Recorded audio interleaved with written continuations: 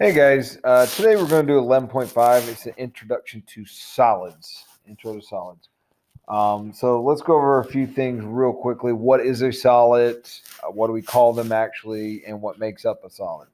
So if you remember, a polygon is a multi-sided shape. It's two-dimensional, so it's on a flat surface. Triangles, rectangles, quadrilaterals, pentagons, hexagons, blah blah blah blah blah. They were made up of basically sides and angles. Um, a polyhedron or a solid, for the most part, solid is just three-dimensional. It just means we have three dimensions. You guys are solids. You're three-dimensional. You're made up and all that. We live in the third dimension. A polyhedron is a specific type of solid where all the sides, or what we call sides, but all the faces, right, are actually polygons. They actually have sides, angles. They're made up of those rectangles, triangles, pentagons, and such. So a solid that is bounded by polygons is called a polyhedron. Those polygons are called faces. So as you see over on the right, we have this is actually what is called a trapezoidal prism, because you'll see there's two trapezoids actually making up two of the faces. So the trapezoids are faces. The rest of them, these rectangles, they're also faces, and you see it's pointing at face. An edge is where any two faces connect, all right, or one of the sides of a polygon. And then the vertex, again, is where any of these sides or edges meet. So, mostly two or three meet at a time. So in a solid, three of them will meet. Otherwise, if you're looking at it as polygon, to be where two. The plural of it, polyhedra or polyhedrons, either one works. I'm really not going to test you guys on that or anything. But you do need to know face, vertex, edge when we're talking about it, and polygons. And we'll know how to name them soon enough. All right, so there are a few types of polyhedrons or solids. We have a polyhedra, and we have two types of those, which are prisms and pyramids. And you should be very familiar with prisms and pyramids. All right, sorry about that. And then we have non-polyhedrons, which are, and I don't know why this thing keeps popping up.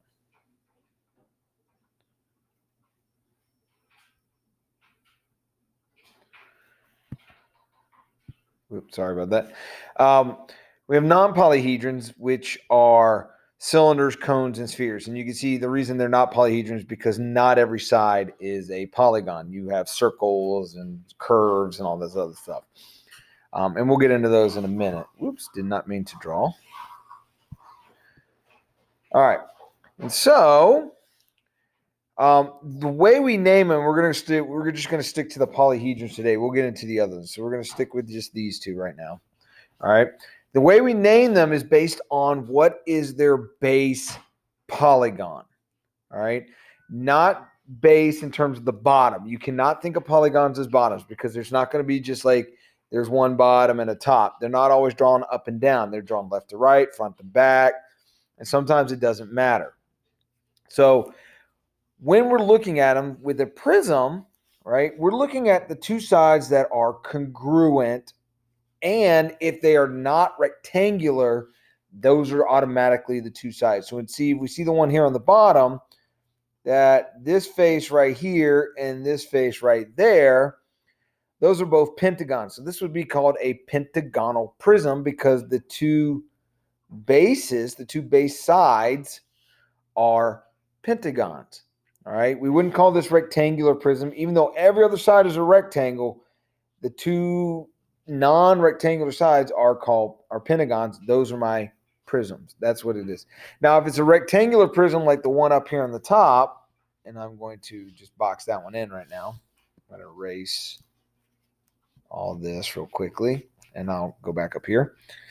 When we're looking at the one up top here, this is a rectangular prism. And the reason we call it a rectangular prism is because all the sides are rectangles. So this one's a little bit more tricky in that any two sides can be your bases because every side across from each other is congruent. So it doesn't matter. And this is where that gets tricky. But non-rectangular prisms, it's always the non-rectangular sides of your bases. All right. Same thing with pyramids. Now, pyramids, what you'll see is that all the sides are triangles except maybe the base. Now, the one they give you over here is actually a triangular pyramid because the base is actually a triangle. But if you look at our standard pyramid up here, with the initial example right here, we see that the base here is a rectangle. So this would be a rectangular prism or pyramid, or sometimes if it's a square pyramid. So if that makes sense, rectangular pyramid. And the writing is not going to be nice to me today because I'm not at school doing this. All right. So what you're going to have to do is, one, we're going to say whether or not it is a polyhedron, and then if it is, be able to find the number of faces, vertices, and edges. So let's look at A here. All right. Is this a polyhedron? Well, yes, it is. And since it's a polyhedron, we can now figure out how many faces, how many vertices, and how many edges it has. And so if we think about this,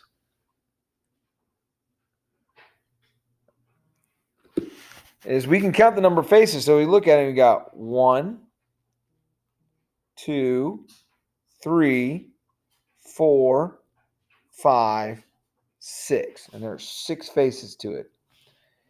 And then we count vertices. Vertices, 1, 2, 3, 4, 5, 6, 7, 8. There's 8 vertices.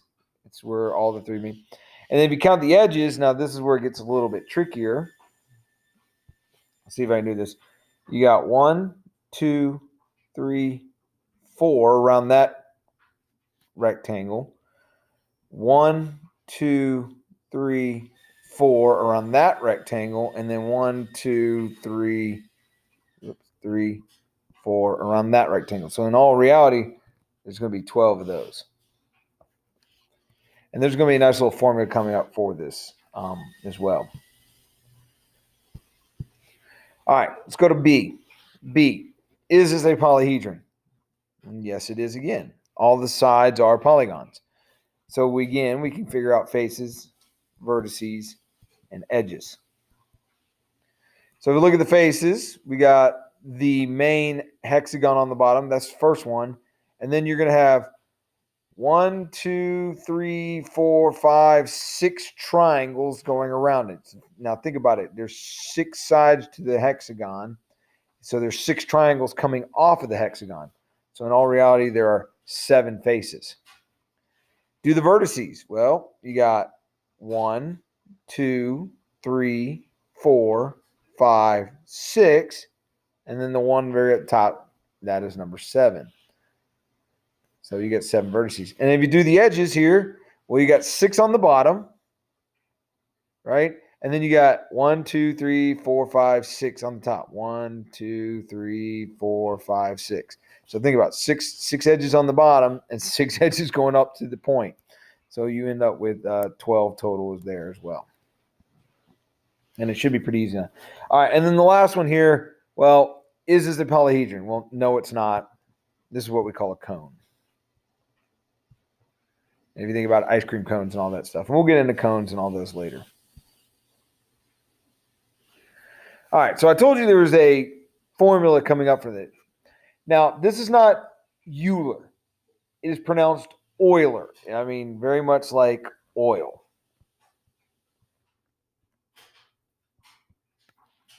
I'll put a little Euler's theorem. He's a very famous mathematician. You would look him up online. Did tons of stuff for math.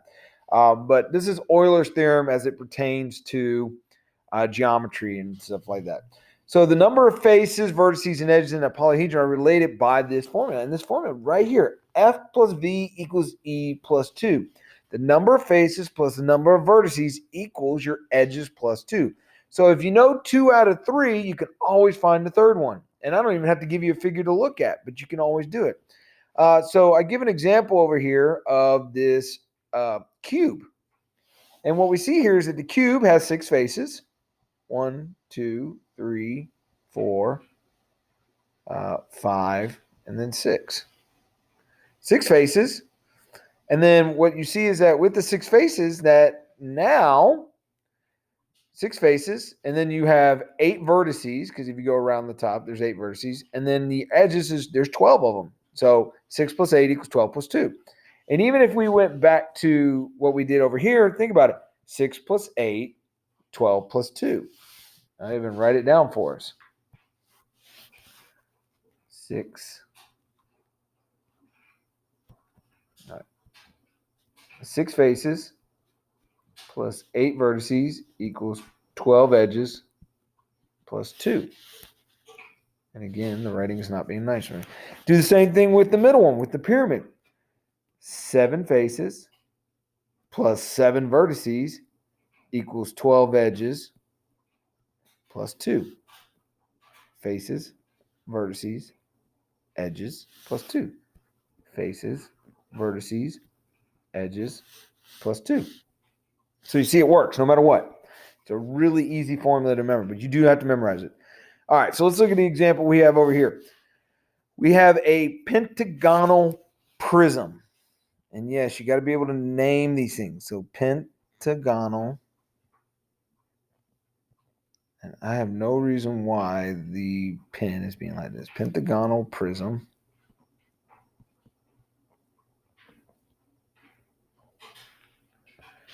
Pentagonal prism. So we can count up the faces. All right. So faces, you got 2 base pentagons plus the 5 rectangles going around. So 2 plus 5, that's going to give me 7. And if you look at the vertices, well, there's 1, 2, 3, 4, 5 on the first one, and then another 5 on the second one. So that's going to give me 10. Now, I can use the formula to find edges, and you can probably figure out the edges are going to be 15. But if you want to count it, there's 1, 2, 3, 4, 5 around there. There's 5 on the other one, and then there's 5 sides going across. 6, 7, 8, 9, 10, 11, 12, 13, 14, 15. If I just label them all out. And you can see that the formula still works. 7 plus 10 equals 15 plus 2. Faces plus vertices equals edges plus 2. All right. Now, most of this is general. You do kind of need to know regular and convex for all this. Regular polyhedron, all its faces are congruent, just like regular polygons. So every side has to be regular. So the most obvious one you guys can think of is a cube. It's down here on the bottom here. Every side is a square, which is a regular polygon. So there's only so many that can be made with these, but that's what you need to know about regular. Convex, all right, and think concave. Polyhedrons, convex, nothing's collapsing towards the interior versus concave, which it does. So if you drew a line again, part of it would not be attached. Any 2 points on the surface can be connected by a segment that lies entirely on the inside or on the polyhedron. All right. So that's kind of just no convex versus concave, and you guys should be able to go with that. All right. So there are a few platonic, and this is what we call regular polyhedrons. They're called platonics. I'm not going to ask you to memorize the names. I really don't want you to, but this is just general information. So we see that one that is all isosceles triangle, all equilateral triangles is called a regular tetrahedron. Has 4 faces. Tetra being 4. All right. Cube, all regular, all squares. Then we have regular octahedron, which is like putting a tetrahedron on top of a tetrahedron. But the base ends up being a square. So there's 8 sides, octahedron, 4, it's 8 sides. And all of them are equilateral triangles. Then we have a regular dodecahedron. So again, 12 sides. And then a icosahedron, 20 sides. And you can see that the shapes, they're not really getting that much outside of triangles or squares and in the worst case, a pentagon.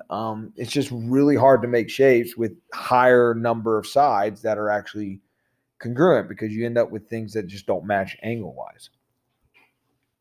All right. Some of the things you're going to see on your homework, guys, is what you're going to see, especially when you get into higher level math, is what we call cross sections. And that's basically, guys, if you were to just take a knife or a sword and you just chop that object, like you've seen the videos of someone cutting a watermelon, or you played the fruit slicing game, you take a little sword and slice them in half. And the figure that's made is what is called a cross section, what that cut creates. So in this case, what you see is this little purple section on the pyramid here is what is created when you cut the pyramid. And it looks very much like the base. It's actually similar to the base. It's just a smaller shape. And if you remember, similar means same shape but different size. So with a pyramid, it does that. But you can do cross sections on any figure, and you can make different shapes based on how you cut things.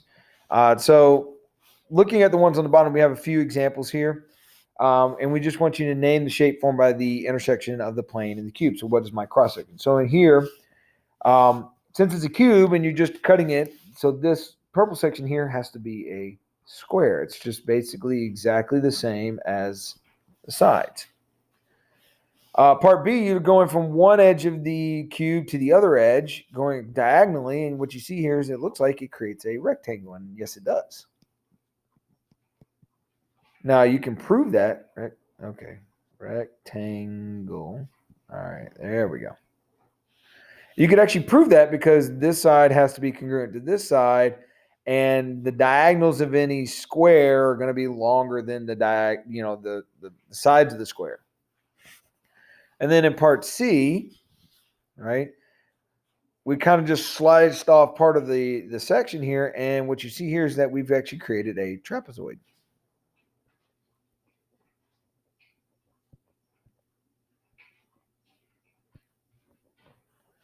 Now, it could very well be an isosceles trapezoid, but we don't know, and it doesn't look like that. So we're just going to put trapezoid.